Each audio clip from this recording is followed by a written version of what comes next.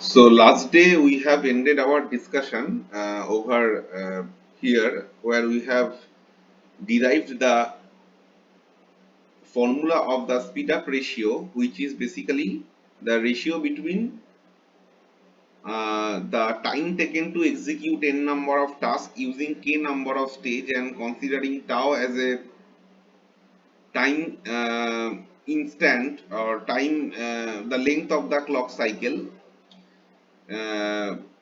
So the time to execute in non-pipelining method versus time to execute in pipelining method. And we have seen that since tau is basically common for all the stages, that's why ultimately we can nullify the tau in the speed up ratio, and we have seen that the speed up ratio does not depend on the time or the times or the clock cycle, whatever you can think. Now today uh, we will do a very simple practice problems on this issue on the speed up ratio. Um, if a number of instruction is given to you, number of stage is given to you, and say clock cycle,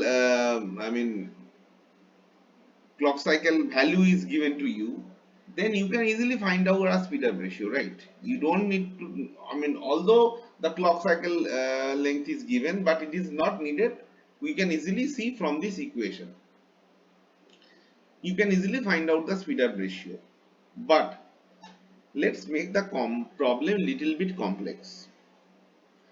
The problem is something like if we have a pipelining having 4 stages as we have seen, but have a little bit modification over there. That is, we have fetch stage, then decode,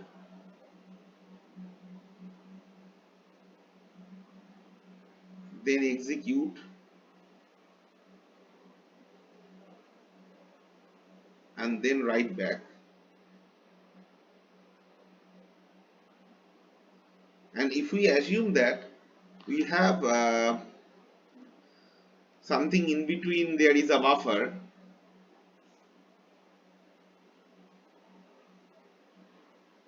This particular type of diagram we have already seen in previous lecture, right? And the purpose of the buffer is to store the uh, previous result for some time over here and pass it to the next stage whenever it will be required. Now here the problem is something like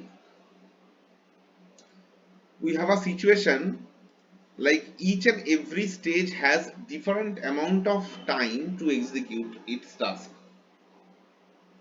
Like in previous case, when we considered the speed up ratio, we have seen that this tau is basically time taken to execute in a stage, actually in every stage. The same amount of time that is required is tau.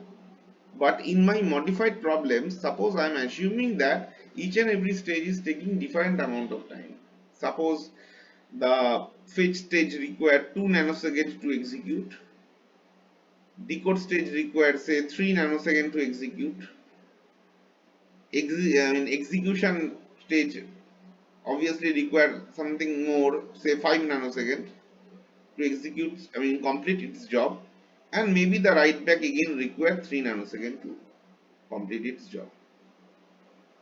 Okay, so this is about the stages, and in between that stage, the due to this buffer that we have over here, assume that the transfer when the buffer or the gate is open, the data that is in the output of the fetch unit want to go in the decode unit, this transition delay, the transition or not actually transition delay, you can say transfer delay, transferring the output from previous stage to the input of the next stage, there have some delay. Suppose it in practical situation there is always a delay which we generally ignore for a mathematical issue. However, if we uh, consider that delay for a moment and suppose the delay is 5 nanoseconds for each and every, I mean actually between each and every stages. Okay, between each and every stages. So if the situation is something like this, and if I have a situation like if the number of instruction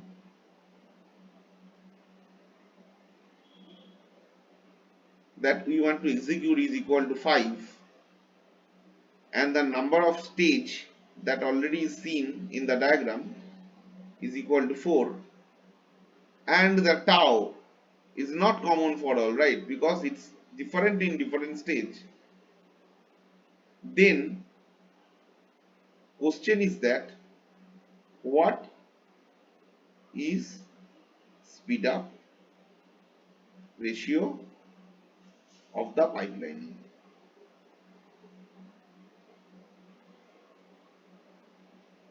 So to solve this type of problem, first obviously we know that speed up ratio means time to execute by non-pipelining and time to execute by pipelining method. And what is non-pipelining method?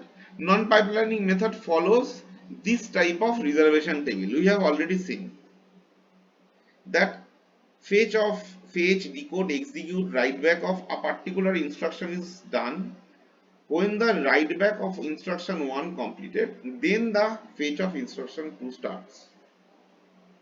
That means you can assume something like you will you will, I mean the part of the instruction of some instruction will be completed over here, then some the result will get transferred to the next stage, then next part will get completed, then again transferred, then third part will get completed, then transferred, then the write back completed, then the fetch of next instruction starts. So that means if we want to find out the time taken to execute the 5 instructions in a non-pipelining method, let's see for one instruction how much time it will take. So I can say that for one instruction,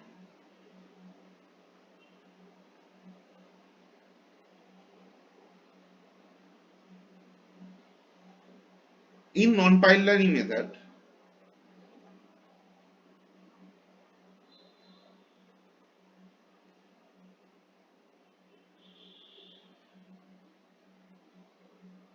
we can say that it is basically not overlapped with previous or next instructions, right?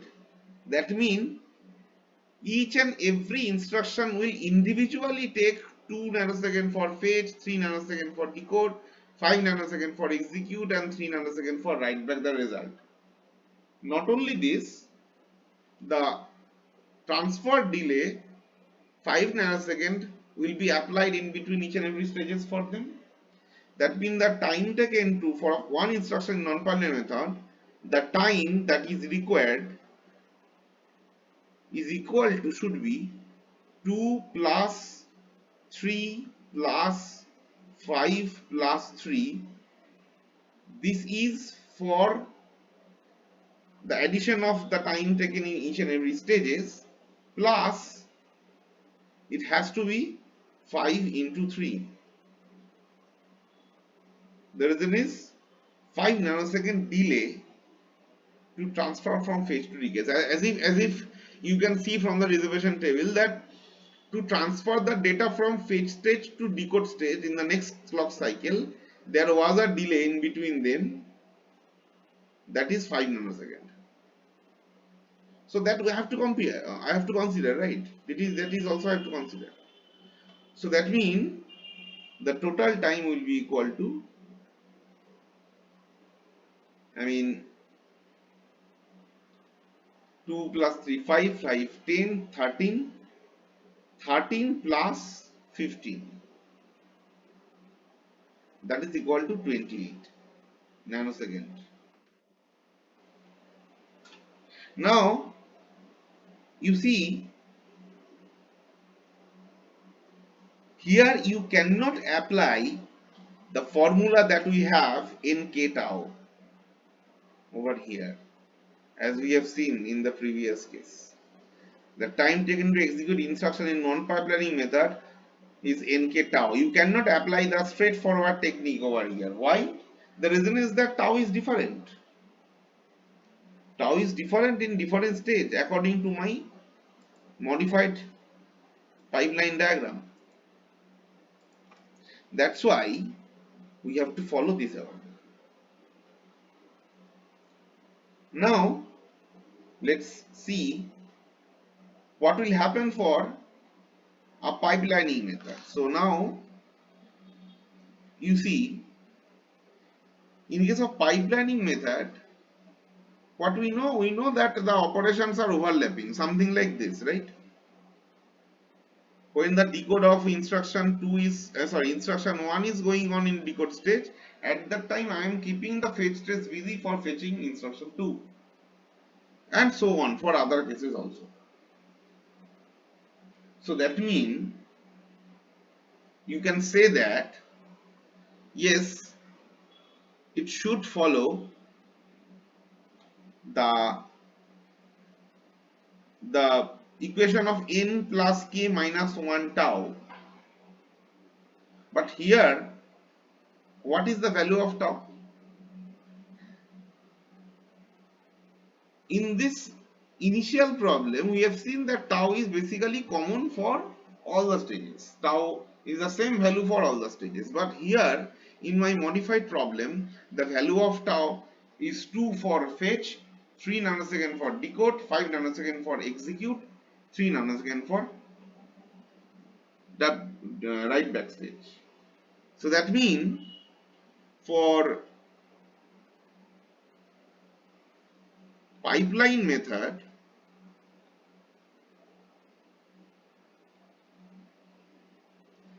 the first job that we have to find out what is the value of tau. What I should consider. You see, one thing is that what this tau represents clock cycle length, and which is basically connected with this input of the buffers.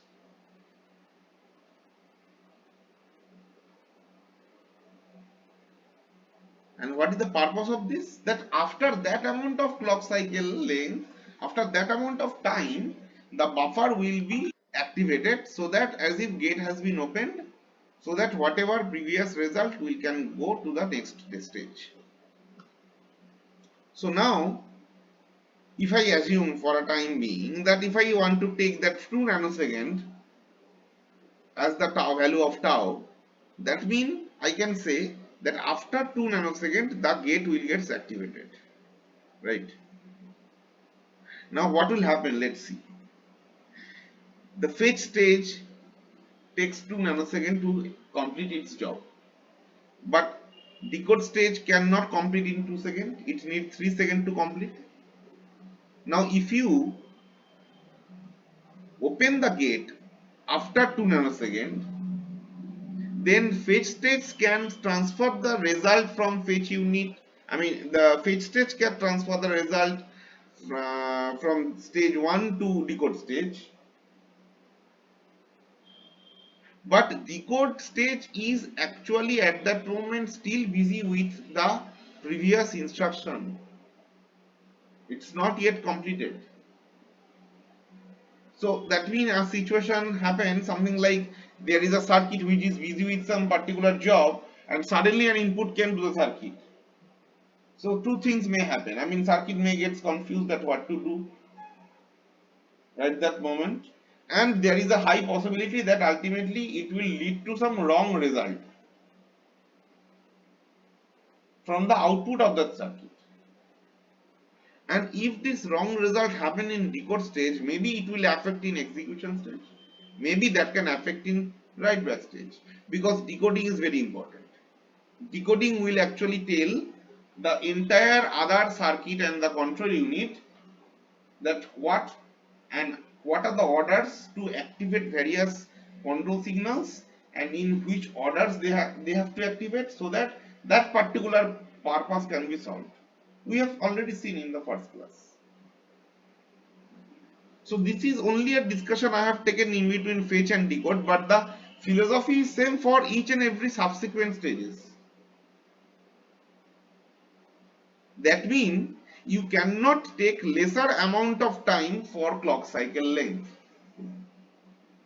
If you, at least if you have fetch and decode stage, you need to choose among fetch and decode stage. If you forget about the execution and write back stage, right, for a moment, you will say that, oh, then in that case I must take 3 nanosecond as a clock cycle length, so that after 3 nanosecond, when the gate will open, then fetch unit can transfer the data to the decode unit, and decode unit has already completed its job within 3 nanoseconds. So decode unit can also transfer data to the execution unit and so on, and there will be no harm, no clash. So that means if you include all the stages in this particular philosophy, you must say that the tau, the common tau, if I consider these 4 stages are in a pipe, then the common tau should be equal to 5 nanoseconds, so that there will be no clash within the execution stage from previous stages. Opposite situation may also happen. For example, if you take 3 nanosecond as a clock cycle length, in that case what will happen? After 3 nanosecond the gate will open. So when the gate will open, then this execution stage also can try to send output to the write back stage. Now this execution stage takes 5 nanoseconds to execute. That means on 3 nanosecond it's still working, and due to clock open, I have kept the output of execution unit to, I have actually informed the output of the execution unit to transfer data from execution to write back stage, but yet the result is not found. So whatever result present at that moment on the output of the execution unit will be transferred to the write back stage, and which is definitely wrong. So whatever data will be written back in the memory will be something wrong, which is not expected, right? So that means considering lesser length clock cycle is not going to work in pipelining situation, and that is why if this type of problem comes to you, having various stages with various time for executing its job, in that case you must choose that stage which has maximum time among the others. For example, in this case execution stage take 5 nanosecond maximum time.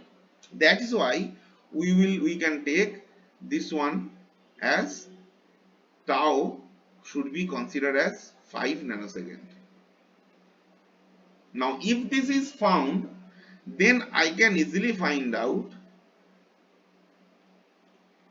time to execute n task using k stages is equal to n plus k minus 1 into tau. So it should be n is equal to 5, k is equal to 4. So n is equal, I'm sorry, instead of n it will be 5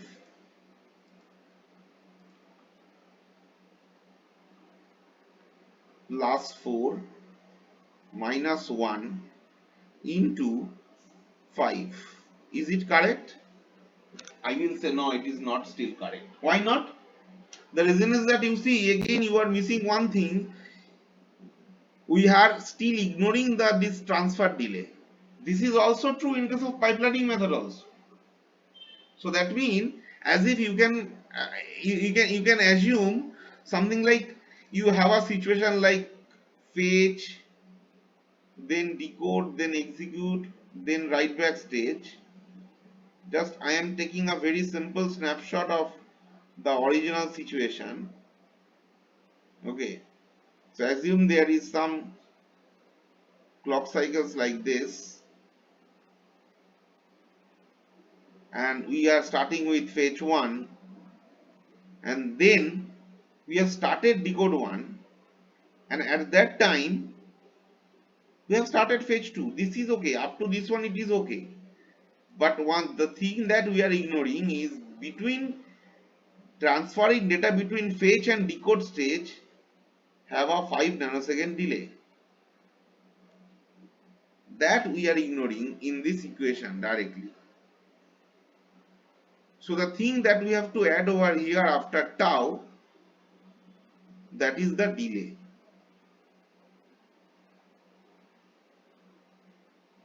So that's why I must have something like 5 plus 5,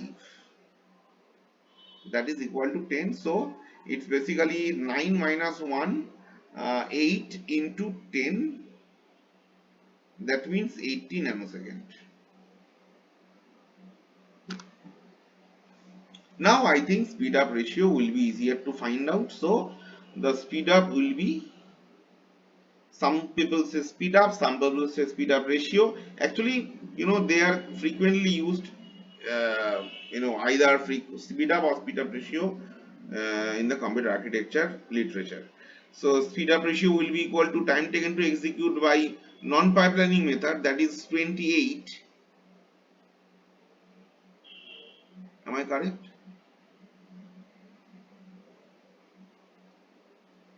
I'm sorry, I had a mistake. I think it's 28.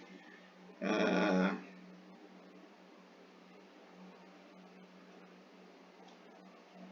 just a minute. Mm. Oh, I'm sorry. This is for one instruction. I have not yet found for 5 instructions. Right. So for 5 instruction, it will be, time will be what? 28 into 5. Right. So that means the speed up will be basically 28 into 5 by 80. So you can nullify this 80 by 16, and maybe it's 7 and it's 4. So it's basically 7 by 4. So that means 1 point something, and that will be the answer. So if a question comes with uh, different type of tau for different stage, with this something like a delay, something between two different stage, in that case the solution will be not straightforward, will be something like this.